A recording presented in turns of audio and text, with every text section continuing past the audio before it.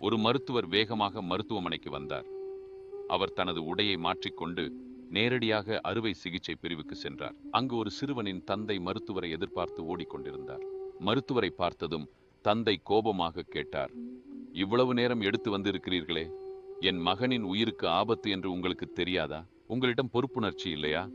மருத்துவர் புன்னகைத்துக் கொண்டு, மன்னிக்கவும், நான் மருத்துவமனையில் இல்லை. அழைப்பை பெற்றுக்கொண்டு உடனே விரைந்து வந்தேன். இப்போது தயவு செய்து அமைதியாக இருக்கவும், நான் என்னுடைய வேலையை செய்ய வேண்டும் என்றார். அமைதியாக இருக்க சொல்கிறீர்களா? உங்களின் மகன் இங்கே இருந்தால் நீங்கள் அமைதியாக இருப்பீர்களா? உங்கள் மகன் ஒரு மருத்துவரை எதிர்பார்த்து இறந்து போனால் நீங்கள் என்ன செய்வீர்கள் என்று தந்தை கடுமையாக கேள்வி கேட்டார்.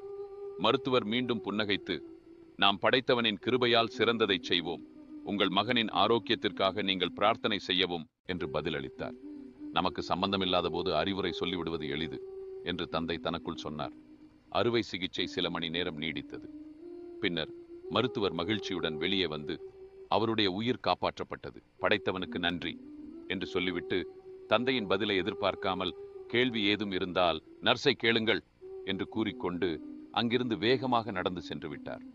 அவர் என்னுடைய மகனின் நிலையை பற்றி நான் கேட்க சில நிமிடங்கள் கூட நின்று காத்திருக்கவில்லை. என்ன ஒரு அகங்காரம் என்று தந்தை நர்ஸிடம் கூறினார்.